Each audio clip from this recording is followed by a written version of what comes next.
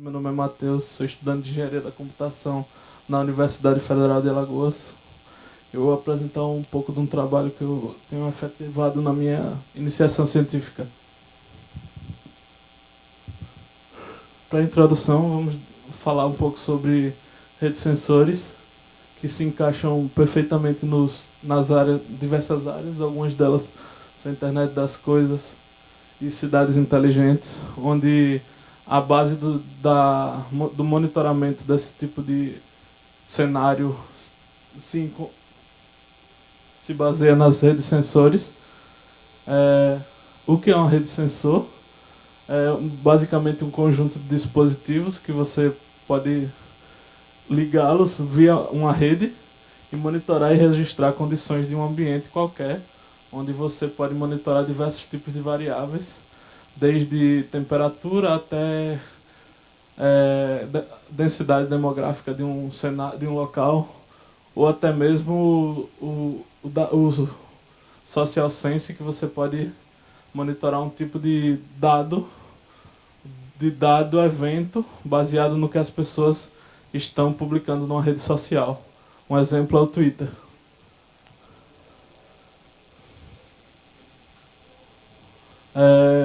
Vou falar um pouco sobre os dados.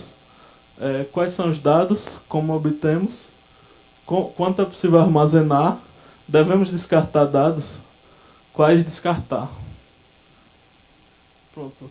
Exemplos de dados que podemos usar são temperatura, umidade, pressão, luminosidade e ruído. No caso, seria o ruído sonoro.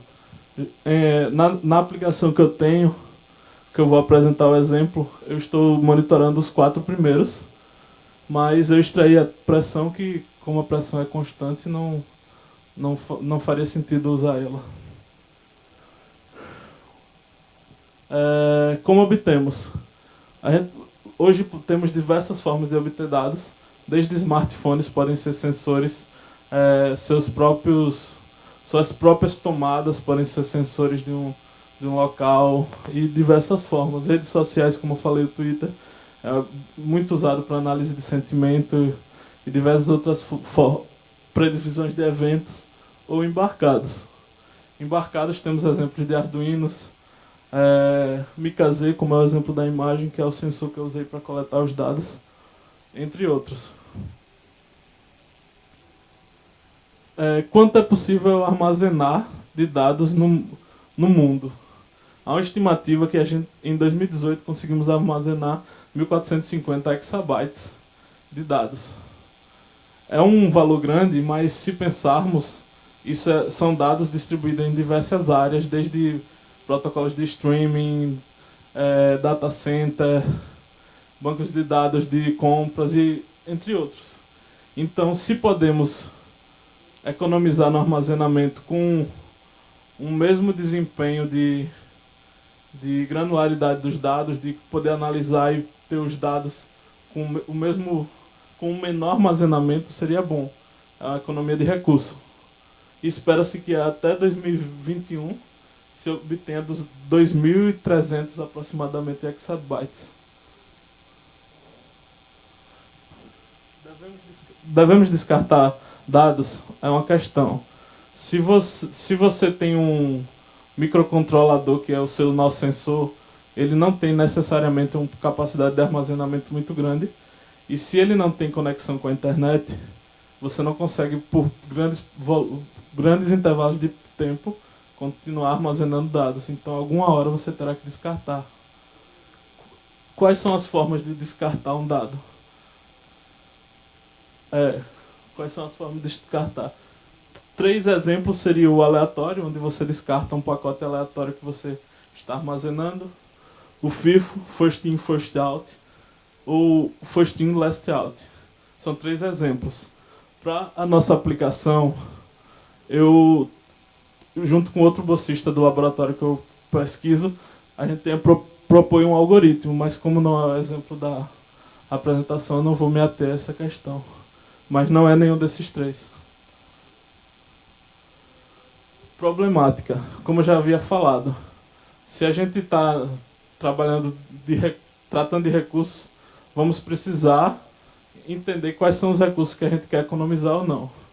E há duas vertentes, armazenamento e energético, pois geralmente sensores são alimentados por baterias e a comunicação é o que exige mais consumo energético para um sensor. Então, quanto menos ele transmitir, mais recurso ele tem. O mesmo armazenamento, só que a questão do armazenamento é que como há o descarte, então, teoricamente, você teria uma degradação dos seus dados. Eles iam perder a validade ou até mesmo perder representatividade.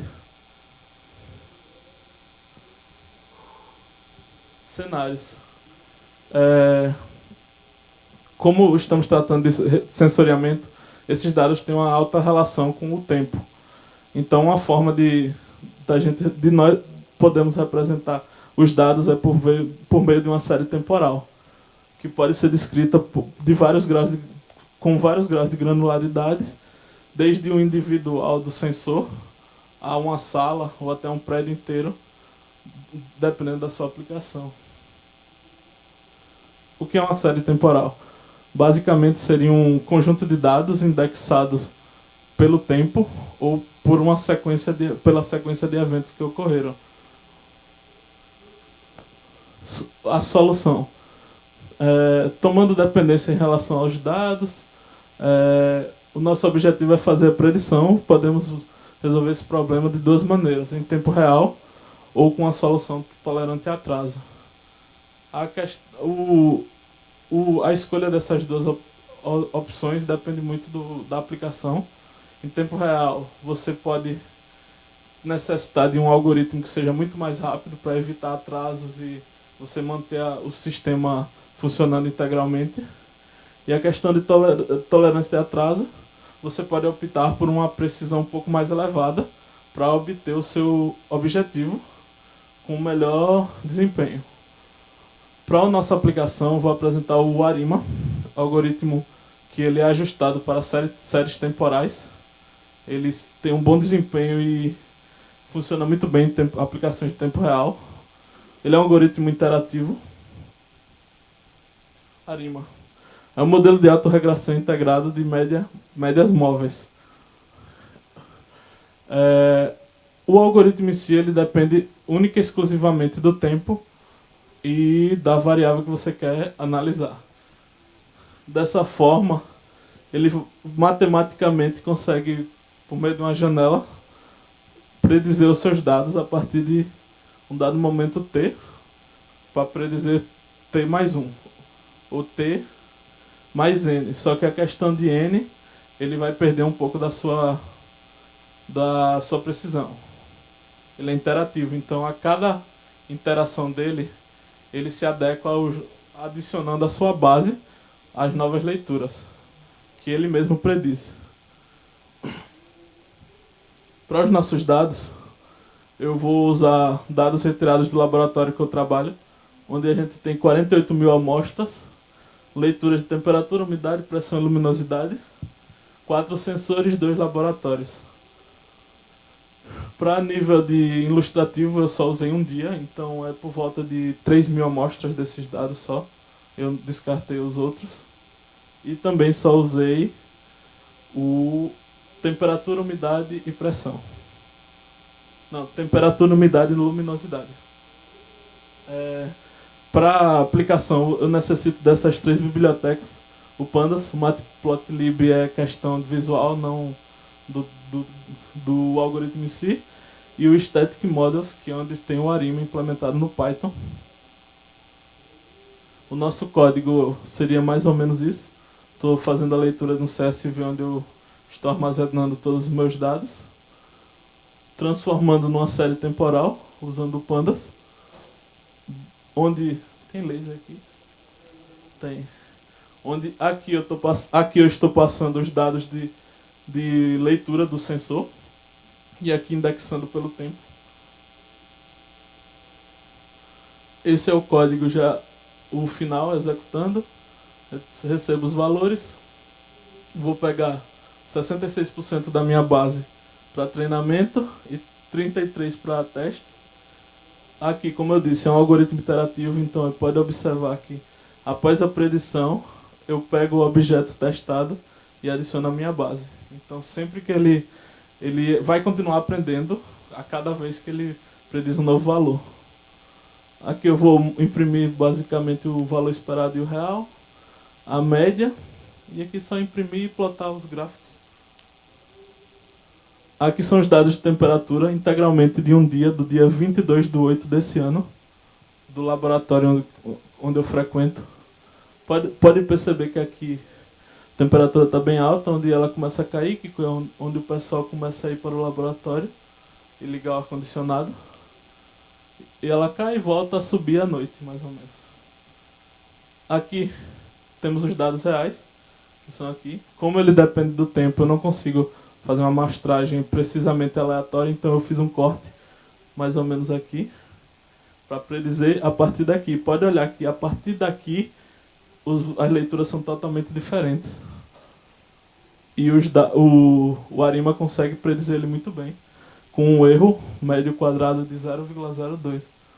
002. Isso uma questão por causa da alta estabilidade dos dados de temperatura. Eles são bem pouco voláteis. É muito difícil você ter um salto de temperatura de tamanho muito grande. Você não vai sair de 20 graus para 30 graus. Então, como o Arima trabalha bem em função do tempo, ele consegue perceber essa alteração. Essa alternância aqui é causada pelo ar-condicionado. Como nós sabemos, o ar-condicionado, quando ele atinge certa temperatura, ele entra num modo de resfriamento mais baixo e a temperatura sobe. E assim vai alternando. Já os dados de luminosidade, eles são um pouco mais voláteis. Pode ver que está de 0, tem uma subida bem alta, ele desce, sobe e não tem uma sequência uniforme de alternância. Mesmo assim, o Arima consegue perceber bem essa alternância, tendo um erro quadrado médio baixo, 3,1, e você pode ver que ele descreve muito bem até a queda aqui dos dados. E por último, eu vou mostrar os resultados que eu tive com luminosidade. Desculpe, gente. Eu errei. Aqui não é luminosidade. Aqui é umidade. Foi erro meu, desculpe. Pode ver que os dados de luminosidade têm de umidade tem a mesma questão do dado de temperatura. Elas têm uma relação bem alta, correlação bem alta da umidade com a temperatura do local. Então, assim como a temperatura alterna de acordo com o funcionamento do ar-condicionado, a umidade também. Pode ver aqui mais claramente que ela fica alternando, subindo e descendo periodicamente.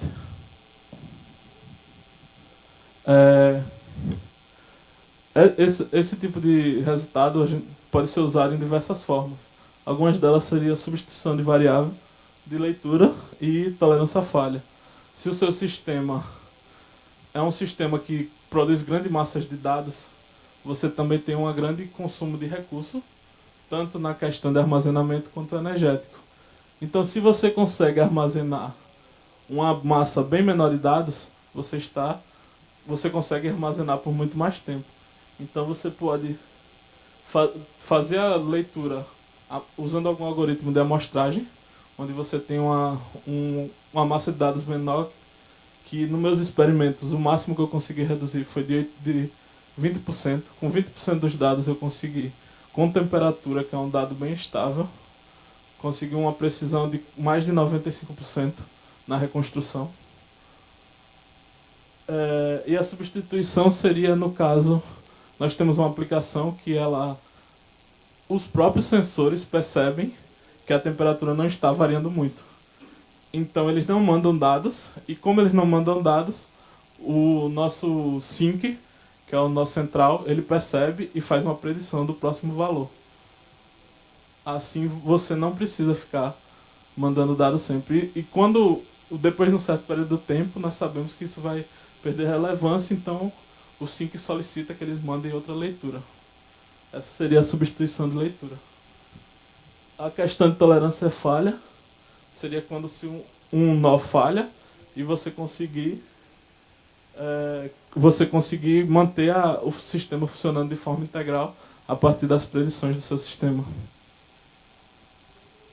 As vantagens de usar a substituição de variáveis seria aumentar a vida útil do sensor, mas há uma perda na precisão do sensor e a questão das variáveis mais voláteis, como luminosidade, dependendo do lugar. Nesses dados elas estão bem comportadas, porque a gente evitou que luz de janela interferisse no sensor, pois eles são bem sensíveis. Se uma janela, o sol nasce, ela já ia começar a dar leituras absurdas.